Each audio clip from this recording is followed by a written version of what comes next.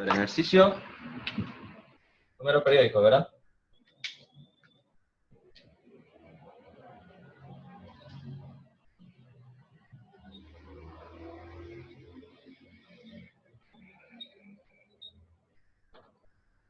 Número periódico. En este caso, el número periódico que vamos a trabajar es 2,16. Pero periódico, ¿no?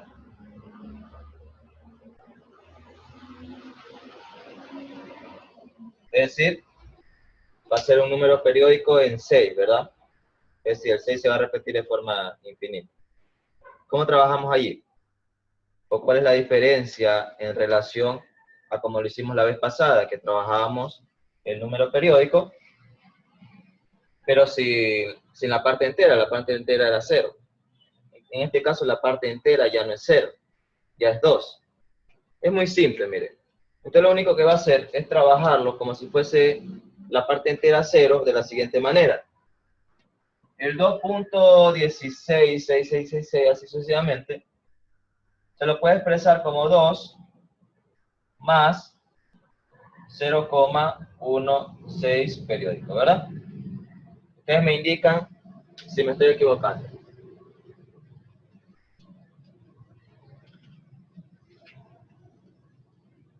¿Se lo puede o no se le puede expresar de esa manera? Sí. Sí, ¿verdad? Porque es una suma. El 2,16 es 2 más 0,16. Eso está claro. Yo me imagino que nadie tiene problemas con la suma. Ahora. Hola, buen día, profe. Buenos días. ¿Qué hago allí? Bueno, una vez que yo ya lo separé en una suma, lo que hago es convertir este número, convertirlo en la fracción, ¿verdad? Encontrar la fracción de ese número periódico. ¿Y cómo lo hacía? Si ustedes se acuerdan, ¿cuál es la primera relación? Era la de después del primer periodo. ¿Se acuerdan? ¿Y cuántos espacios yo debo de mover la coma para que se encuentre después del primer periodo? Para hacerlo más visible, hagamos esto así, ¿no?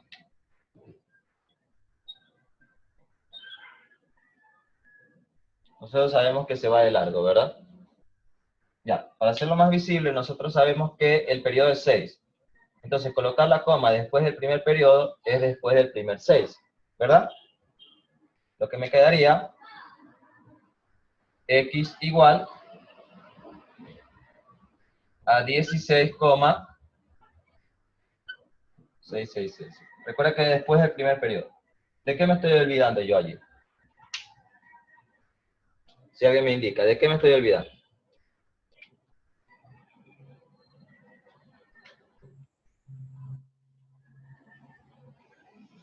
¿De qué me estoy olvidando? De que aquí, cuando yo desplazaba la coma, aquí apareció una base 10. ¿Se acuerdan?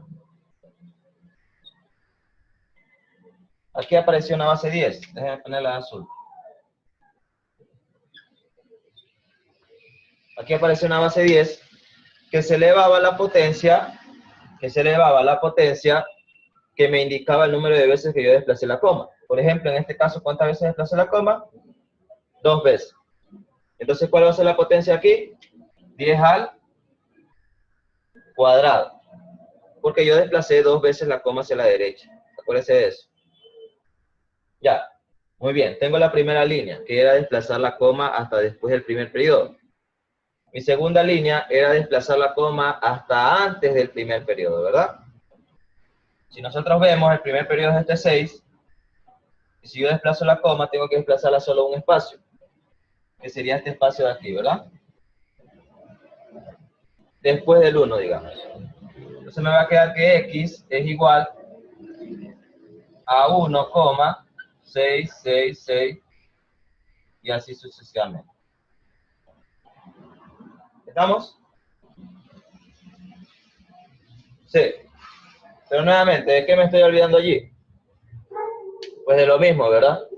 Cuando yo desplazaba la coma en la segunda línea, también cuando la desplazaba, aquí también aparecía la base 10. elevado al número de espacios que yo lo desplacé. En este caso, ¿cuántos espacios desplacé la coma? Un espacio nomás, ¿verdad? Un espacio. Entonces va a ser 10 elevado a la 1. Lo pongo en rojo porque ustedes saben que no se escribe, ¿no?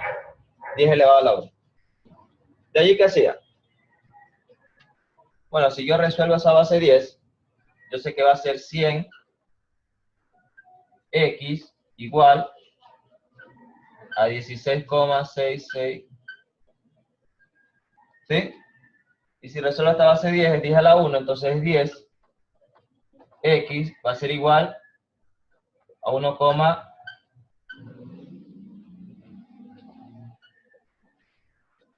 ¿ya? Estamos. De allí, ¿yo qué hacía entre estas dos ecuaciones? La iba a restar. ¿Se acuerdan? Yo la restaba. Y si yo restaba estas dos ecuaciones, ¿qué pasaba? 100x menos 10x, eso es 90x, ¿verdad? Va a ser igual.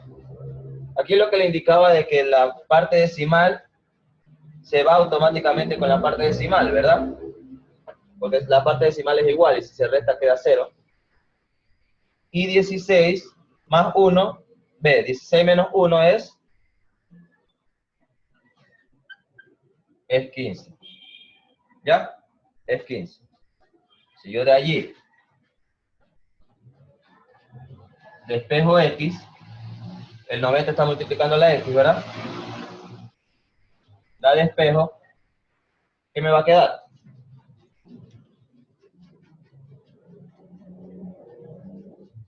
¿Qué me va a quedar? Yo sé que la quinta, o la tercera, si queremos sacar tercera, la tercera de 15 es 5, la tercera de 90 es 30, la quinta de 5 es 1, y la quinta de 30 es 6, ¿verdad? Entonces, ¿cuánto me quedó x? X me quedó un Sexto. sexto. Muy bien. X me quedó un sexto. Ahora, ¿cuál es la diferencia? ¿O qué me falta aquí? ¿Alguien puede ver? ¿Qué me falta para completar el número fraccional?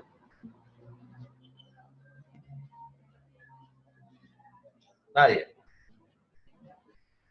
Ya, entiéndase esto. Lo que yo resolví es únicamente de ese decimal que nosotros separamos. De este 0,166666 así hasta el infinito, ¿verdad? ¿Qué me faltaría? Yo ya sé que esto, todo esto, vale un sexto, ¿verdad? ¿Sí o no? Entonces lo que me faltaría para completar este número decimal periódico sería sumarle a un sexto, que me quedó lo de aquí, la parte decimal, a un sexto sumarle 2, ¿verdad? Entonces para completar el ejercicio, yo digo que 2 más un sexto, porque recuerde que era 2 más 0,1666. ¿Sí? Por lo que es lo mismo escribir 2 más 0,16. Periodo. ¿Ya? El 6 es el periodo, no el 1. ¿Están? Entonces, si yo lo sumo por suma de fracciones, yo imagino que ustedes ya son expertos en sumar fracciones. Lo que yo siempre digo es que más rápido es convertir este 2. Algunos dicen, bueno, le pongo el 1 y digo 6 y multiplico en cruz, ¿no? Es una forma rápida de hacer. Mi forma en que yo la hago es que convierto este entero en una fracción de denominador 6. ¿Y cómo convierto este entero en una fracción de denominador 6? Pues multiplico arriba y abajo por 6. ¿Ya? Es decir, 6 sobre 6. ¿Ya? Si se alcanza a ver. 6 sobre 6, porque 6 por 2, 12. Y 6 por 1, 6. Entonces 2 es como decir 12 sobre 6. Bueno, esto no lo quiero complicar, solo le estoy dando algunas opciones, ¿no? Esto resuelto rápidamente. Yo sé que esto es 13 sextos, ¿no? Puedo hacer la suma de fracción como usted más fácil se le haga, ¿no? 13 sextos. Saco el denominador 6. 6 dividido para 1, 6. 6 por 2, 12. 6 para 6, 1. Y 1 por 1, 1. 12 más 1, 13. ¿Ya? Y ahí está. Yo me imagino que la parte complicada del ejercicio no es una suma de fracciones. O una suma de un entero con una fracción. Pero era así de simple, ¿no? Si nosotros tenemos ya una parte entera diferente de 0, debemos de separar esa parte entera de la parte decimal, resolver, como ya conocí, la parte decimal de un entero periódico, convertirlo a fracción, y luego esa fracción que me queda como resultado, sumarle con la parte entera que yo separé antes, ¿no? Que en este caso era 2. 2 más 1 sexto, 13 sextos. ¿Ya? Entonces, eso es lo que nos habíamos olvidado revisar en la clase anterior. Puedes sacarle una captura de pantalla.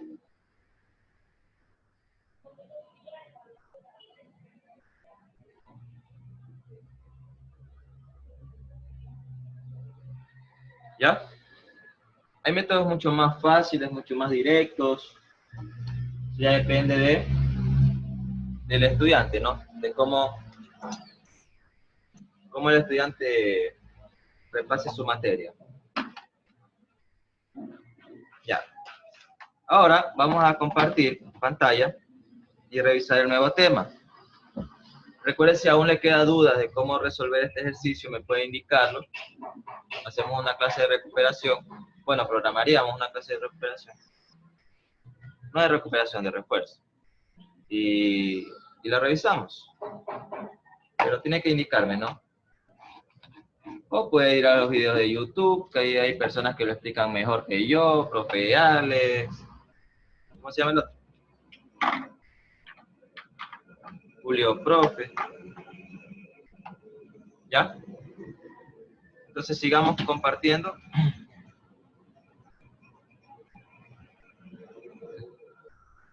Vale. Ya, vamos a revisar el nuevo tema. Les comparto pantalla. Presten atención. Presten atención porque el tema es muy simple también. Vamos a aprender a cómo se resuelven las tablas de multiplicar. Bueno, aquí decía que... Bueno, aquí le explica lo que le expliqué ahorita, ¿no? Sobre cuando un número entero, cuando un número periódico tiene parte entera. Aquí les indica que, por ejemplo, ¿qué pasaba con los números irracionales? ¿Se acuerdan que los números irracionales eran aquellos números que no podían ser expresados como una fracción? Bueno, aquí tenemos algunos, por ejemplo, raíz de 2. ¿Y qué es raíz de 2? Es la hipotenusa en un triángulo, ¿sí? Rectángulo de 1 y 1, de catetos 1 y 1. Raíz de 2 es la hipotenusa. ¿Qué es raíz de 3? Que también es otro número irracional. ¿Qué es raíz de 3? Pues es la altura en un triángulo equilátero de medida 2. ¿Sí? Raíz de 3 es la altura.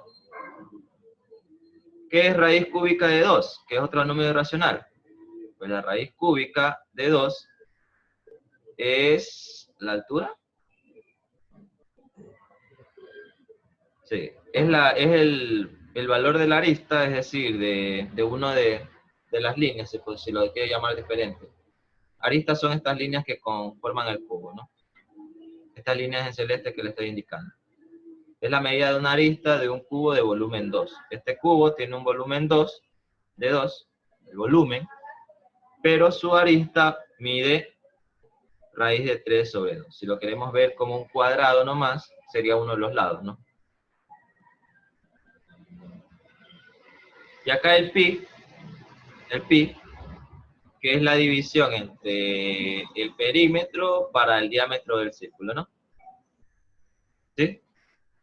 Está la longitud de la circunferencia, o el perímetro, o la longitud de arco total, no sé, lo puede llamar de diferente manera, dividido para D, que es el diámetro. Entonces, ¿esto para qué nos indica todo esto? Pues para que usted se dé cuenta de que los números irracionales también son números que están presentes en el mundo y que los utilizamos de una u otra manera, ¿ya? Por ejemplo, pi es un número que usted como estudiante se va a topar bastante, ¿verdad? Más que nada en matemática, en física, y es un número irracional. Entonces usted debe saber en qué clasificación se encuentra, ¿no? Que es lo que nosotros vimos en las clases anteriores. Bueno, aquí la forma de ubicarlo en la tabla periódica, en una recta numérica, ¿sí? La recta numérica, por ejemplo, aquí tenemos el raíz de 2, raíz de 3, que son valores que se encuentran entre 1 y 2. El pi, que es un valor superior a 3, ¿verdad? Porque es 3.14 y algo. El menos raíz de 3 sobre 2, que se va a encontrar entre menos 2 y menos 1. El Euler, que vale 2 punto algo, ¿sí? Pero aquí como tiene un signo negativo va a estar entre menos 3 y menos 2, porque vale 2 punto algo, el menos 5 lo mismo, ¿no? Ya. Bueno, esto yo creo que no hay como que explicarlo, ¿verdad? Porque es simplemente colocar valores en una recta numérica. Que ya lo expliqué con un ejercicio con los números racionales. Es lo mismo, solo que ahora con números irracionales. Ya, ayúdeme, Osmara, con los objetivos de esta clase. Al finalizar esta sección, el lector podrá, dado un conjunto y una operación definida sobre él, reconocer si es o no binaria, justificando su respuesta. Dada una operación binaria, identificar qué propiedades cumple. Muy bien, muchas gracias. Mire, si se da cuenta, aquí tenemos operaciones comunes que nosotros conocemos, ¿verdad? Que dice 2 más 4 es 6, 4 menos 6 es menos 2, 5 por 7 es 35, 20 por 5 es 4. Lo que aquí nos quiere indicar es que nosotros siempre que hagamos una operación, ¿sí? Entre dos conjuntos, puede ser 2 y el 4, a nosotros nos va a dar como resultado otro valor, ¿sí? Que puede pertenecer al mismo conjunto, como puede pertenecer a otro. Imaginemos que nuestro conjunto es los números del 1 al 10, ¿ya? Del 1 al 5, para no irnos tan lejos. Si yo esos números los multiplico por 1, 1 por 1, 1 por 2, 1 por 3, 1 por 4, 1 por 5, usted se da cuenta que los valores o los resultados van a pertenecer al mismo conjunto, es decir, 1 por 1 es 1, que pertenece al conjunto que yo les indiqué de 1, 2, 3, 4, 5, ¿verdad? El conjunto sí lo tienen claro. El conjunto es 1, 2, 3, 4, 5. Esos son los elementos. Si yo todos esos elementos los multiplico por 1, me va a quedar 1, 2, 3, 4, 5, que son los elementos que ya pertenecen al conjunto. Pero si lo multiplico por 2, me va a dar 2 por 1, 2, 2 por 2, 4, que esos sí pertenecen al conjunto, ¿verdad? El 2 y el 4 pertenecen al conjunto del 1 al 5 que les dije, pero 2 por 3 es 6, 2 por 4 es 8, 2 por 4 es 10. Ve, 2 por 5 es 10. Entonces esos tres números no pertenecen al conjunto que yo les indiqué, ¿verdad? Y eso se da mucho. Mire que apenas tomé los valores de 1 y 2. ¿Qué pasa si yo tomo 3, 4, 5, así sucesivamente? Obviamente ya me va a dar resultados que no pertenecen al conjunto que yo les indiqué, el conjunto 1, 2, 3, 4 y 5. ¿Ya? Entonces, ¿qué pasa cuando yo hago operaciones y dentro de esas operaciones los resultados que me salgan siempre van a pertenecer al conjunto? Eso es lo que se conoce como una operación binaria. ¿Ya? Operación binaria es cuando yo hago la operación entre dos conjuntos o entre el mismo conjunto y como resultado voy a obtener elementos del mismo conjunto. Déjenme ver si primero busco un ejemplo aquí para que se entienda. Y aquí, mira este ejemplo. Mi conjunto S, ¿cuál es? Es triángulo, es cuadrado y es círculo. Si se da cuenta. ¿Sí? Y me dice que la operación binaria, que se representa por un asterisco, la operación binaria sobre S mostrada en la figura siguiente. Mire, esta es la típica tabla de multiplicar que ustedes le ponían en la escuela, ¿se acuerdan? Arriba le ponían 1, 2, 3, 4, 5, 6, 7, 8, 9, 10 en la primera columna, y en la primera fila, y en la primera columna también le ponían 1, 2, 3, 4, 5, 6, 7, 8, 9, 10. Y aquí en medio le iban poniendo las multiplicaciones, ¿se acuerdan? Aquí tenemos algo parecido. Nos dice que triángulo, operación binaria con triángulo, es un triángulo. Que triángulo, operación binaria con cuadrado, es un cuadrado. Que triángulo, operación binaria con círculo, es un círculo. Y así sucesivamente. Si se da cuenta, en los resultados que usted tiene, aquí en este cuadrito que yo le estoy marcando con la mano del cursor, en este cuadrito, todos los elementos que vemos aquí siguen perteneciendo al conjunto S. ¿Sí o no? Sigue habiendo un triángulo, un cuadro, un círculo, triángulo, cuadro, cuadro, círculo, triángulo. Jamás usted ve aquí, por ejemplo, un cubo. Ve un... Ay, se me fue el nombre. Bueno, un trapecio. Jamás ve un trapecio, ¿verdad? Jamás ve un trapecio. Sigue viendo los mismos elementos. Entonces a eso me refiero con operación binaria. En una operación binaria, siempre va a dar como resultado los mismos elementos. En otra forma de expresarlo o de explicarlo, con el ejemplo que yo les puse, si mi conjunto es 1, 2 y 3, y yo hago la operación binaria entre ese conjunto, 1, 2 y 3, los resultados siempre deben de darme ¿qué valores? 1, 2 y 3, ¿verdad? Porque no debo de salirme dentro de ese conjunto que yo ya establecí. ¿Se entiende esa parte? No. A ver, ayúdeme leyendo aquí, Cristel. ¿Qué es una operación binaria? ¿No dice definición? Sí. Sería un conjunto S igual a B, C, puntos suspensivos. La operación binaria es una operación binaria es S, En ese. en S sí y solo si a cada par ordenado A y B. Yo no conozco los términos matemáticos. Pertenece, ese ya lo vimos. Pertenece Pertenece a S por S, donde A pertenece a S y B pertenece a S, corresponden un elemento único de A. operación binaria. Operación binaria B pertenece a S, donde A operación binaria se lee como A operación B. La operación binaria puede ser considerada como una función de operación binaria S por S igual a S. Sí, muy bien. S, operación S, está en función de S. Así se lo lee, está en función. Es como cuando ustedes ven funciones. Sí, ustedes decían que F está en función de X, ¿verdad? Aquí lo mismo. S está en función de S. S cruz S está en función de S. ¿Se entiende? A ver, para que no le... Se lo expliqué primero el concepto para que esto no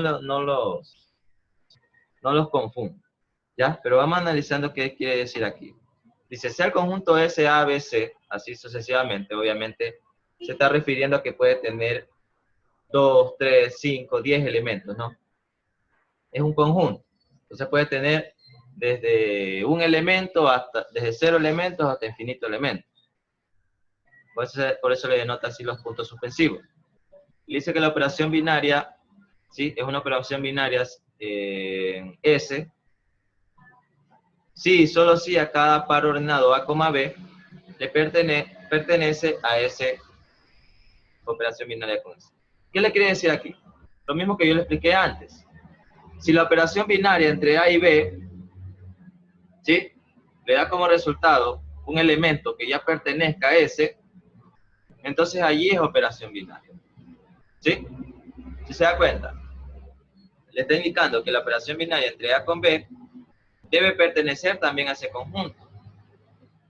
¿Ya? Y que los elementos que yo opere, es decir, A y B, también deben pertenecer a ese conjunto. Es como que usted diga 1 por 2. 1 por 2, ¿cuánto es? 2. Si yo tengo mi conjunto 1, 2 y 3. 1 por 2, 2. Entonces, 1 pertenece al conjunto S, sí. El 2 pertenece al conjunto S, sí. La solución, 1 por 2, pertenece al conjunto S, también. Pero, ¿por qué no es operación binaria? Porque si yo pruebo con todos los elementos, porque esto usted lo debe hacer con todos los elementos, si yo multiplico 2 por 3 o 2 por 2, me da 6 y me da 4. Entonces, y esos elementos no pertenecen al conjunto S que yo he armado. ¿Ya? Eso es lo que le quiero decir aquí. Bueno, esta es la forma de denotarse, ¿no? S cruz S está en función de S. ¿Sí? En esta definición hay que tomar en cuenta lo siguiente. El orden de A y B es importante, porque A, B es un par ordenado. ¿Qué era un par ordenado para ustedes en funciones?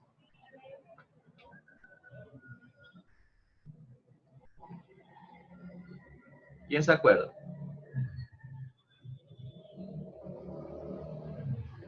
Un par ordenado es lo que ustedes llamaban coordenadas, ¿se acuerdan?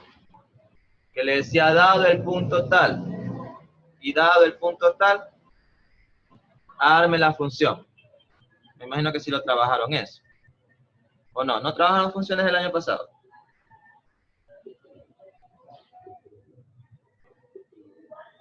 Hola.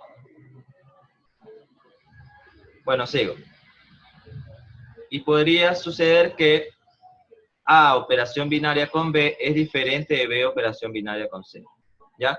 Es decir, aquí no es como la multiplicación, no es conmutativo. ¿Sí? No es conmutativo. La operación tiene que estar definida para todos los pares ordenados A y B, es lo que le indicaba, ¿no? ¿Por qué no es una operación binaria del ejemplo anterior? Porque 2 por 3 es 6 y eso no cumple la condición de que debe de estar dentro del conjunto S. Aquí hay algunas propiedades, ¿no? Aquí hay algunas propiedades. ¿Qué nos indica la cerradura? La propiedad cerradura nos indica que A, operación binaria con B, debe pertenecer al conjunto S, es decir, todas las operaciones entre pares ordenados debe pertenecer al conjunto inicial. ¿Qué nos indica la conmutativa? Que A, operación binaria con B, debe ser igual a B, operación binaria con A. Es decir, que en una operación binaria se debe cumplir la propiedad conmutativa, es decir, que el orden no importa. ¿Sí? El orden no importa. En una asociativa, bueno, en una propiedad asociativa lo que le indica es que usted puede primero operar B, operación binaria con C, que es lo del primer paréntesis, y luego hacer ese resultado, hacer operación binaria con A, y va a ser igual a resolver primero la operación binaria entre A con B, y luego la operación binaria con C. ¿Ya? El elemento neutro me indica que A, operación binaria con ese elemento, va a ser igual al elemento operación binaria con A, que va a ser igual al mismo A. Eso ya lo vamos a ver en el ejemplo y quedará un poquito más. Y el inverso me dice que si A, operación binaria con el inverso de A es igual al inverso de A, operación binaria con A, que va a ser igual al neutro. ¿Ya? ¿Qué hora es? Ya le digo, son puras propiedades. Me gusta que ustedes tengan en claro las propiedades para luego sí a resolver ejercicio. Ahora, me gustaría más que ustedes ya vengan con las propiedades leídas, pero eso es mucha responsabilidad. Ya, esto sí me gustaría que lo lean, porque aquí les indica las propiedades, les explica las propiedades. Por ejemplo, la propiedad clausurativa indica que el resultado de una operación binaria debe pertenecer. Es decir, le está narrando lo que está pasando aquí, ¿no? Lo que yo ya les acabo de decir, aquí se los está narrando. ¿Ya? Por definición, toda operación binaria cumple con las propiedades de cerradura. ¿Sí? Que es decir, que el elemento debe pertenecer al conjunto S. Las restantes propiedades pueden o no cumplirse según sea el caso, sin perjuicio de que la operación sea binaria. Es decir, basta con que se cumpla la primera propiedad, para que usted indique que ese elemento sí es una operación binaria. Sí, que ese conjunto sí tiene una operación binaria. ¿Ya?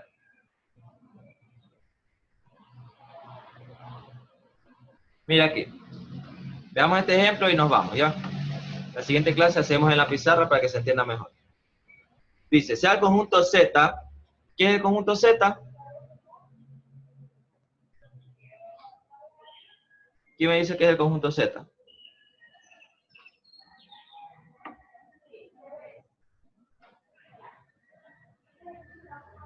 Conjunto Z, De los números enteros, ¿no? los enteros, ¿verdad? Entonces me dice, sea el conjunto Z, es decir, los enteros, ya me marca el S. ¿Cuál es el S? Los enteros, todos los enteros, ¿verdad? Positivo, negativo y el 0. Y la operación binaria definida en Z, aquí les da la operación binaria, ¿no? La operación binaria entre dos números es igual al primer número más 3 veces el segundo número. Esta es la operación binaria. Para los que no sabían que era una operación binaria, es una operación cualquiera. En este caso, la operación binaria entre A con B es el primer número más 3 veces el segundo. ¿Sí? Nos dice, analicemos cada una de las propiedades, ¿ya? ¿Se cumple la propiedad de cerradura? Pues si usted le da cualquier valor, recuerde que los valores de A y B son valores enteros. Si usted le da cualquier valor entero a A y a B, usted se dará cuenta que le va a seguir saliendo un valor entero. Por ejemplo, si A vale 1 y B vale 2, será 1 más 3 por 2, 6, 1 más 6, 7. 7 es un número entero. Sí, ¿verdad? Sigue perteneciendo al conjunto de los enteros. Si yo le doy el valor de 3 y 4, si A vale 3 y B vale 4, es 3 más 3 por 4, 12. 12 más 3, 15. El 15 es un número que pertenece a los enteros. Obviamente, ¿verdad? Pertenece a los enteros. Entonces sigue perteneciendo. Y así sucesivamente. Entonces usted dice, ¿se cumple la cerradura? Pues veamos. A más 3B pertenece a los enteros para cada elemento A y B de Z. Por el contrario, la operación binaria no cumple las siguientes propiedades. Es decir, la primera propiedad de cerradura sí se cumple porque todo elemento que yo tome y haga la operación binaria sigue perteneciendo al conjunto que a mí me indican, que es en este caso el conjunto de los enteros. ¿Sí? ¿Qué me indica la conmutativa? Es lo mismo, y aquí obviamente ustedes deben darse cuenta que en la conmutativa me decía que A operación binaria con B era lo mismo a decir B operación binaria con A. Y obviamente no es lo mismo decir A más 3B a decir B más 3A. Es decir, cambio el valor de B por el valor de A. Eso no es lo mismo. Por un simple análisis. Y aquí incluso le pone un ejemplo. Si A vale 1 y B vale 2, ¿qué pasa? Pues va a ser 1 más, bueno, esto ya lo hice, ¿no? 1 más 2 por 3, 6, y 1, 7. Y si es 2 y 1, va a ser al revés, ¿no? Va a ser 5. ¿Ya? Entonces 7 y 5 no son iguales. Entonces la propiedad conmutativa no se cumple. ¿Ya? ¿Y qué pasa con la asociativa? ¿Se cumple o no se cumple? Tampoco, ¿verdad? Tampoco se cumple, porque si le ponemos valores de A a le ponemos 1, a B 2 y a C 3, y usted hace la operación, se dará cuenta que en uno sale 34 y en el otro sale 16. ¿Se cumple? No se cumple. ¿El elemento neutro? ¿Existe el elemento neutro? Tampoco, ¿verdad? ¿Y existe el elemento inverso? Si no existe el elemento neutro, obviamente no va a existir el elemento inverso, porque el elemento inverso era el que me permitía llegar al neutro. Y en este caso no existe. Vamos a dejarlo hasta aquí nomás. ¿Sí? Ya que revisamos un poquito de teoría, la siguiente clase revisamos ejercicio, que es cuando el estudiante entiende mejor, ¿no? Entiende mejor porque siempre las propiedades como que las dejamos un poquito de lado. Pero no, ya toda esta etapa vamos a trabajar con propiedades. Vamos a trabajar con propiedades, con conceptos, para que se entienda de todas las maneras posibles, ¿ya? Estamos. Bueno, eso es todo de mi parte. puede ir a su siguiente clase, ¿sí? Ya sabe, cuide los suyos, cuide usted, lávese las manos, mantenga la distancia, etcétera, etcétera, ¿no?